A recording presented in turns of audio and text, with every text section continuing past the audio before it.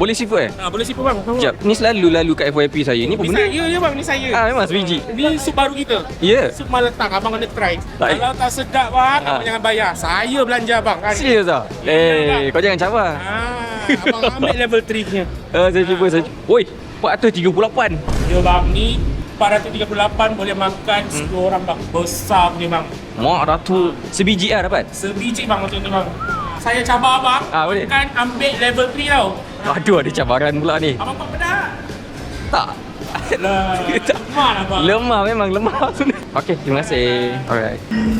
I see, man. Okay bang, terima kasih. Alright. Woi, macam mana nak habiskan makanan ni? Ya Allah.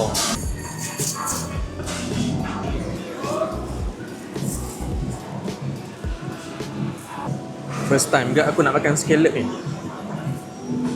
Oh, unik gak rasa dia. Oh.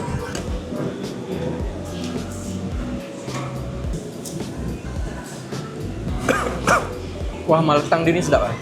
Kepat. Rasa dia punya ikan siakap pula lah.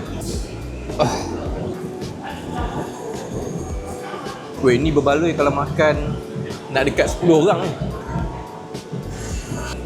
Oh. Okay, masih baldi untuk letak bahan-bahan yang tidak digunakan.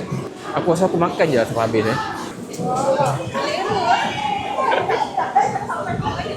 Jangan percaya, aku makan sampai habis. Oh, ketam ni yang paling aku minat sekali.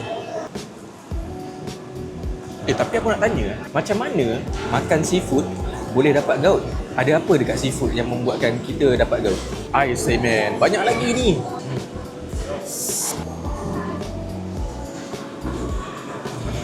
Woi, memang tak dapat aja.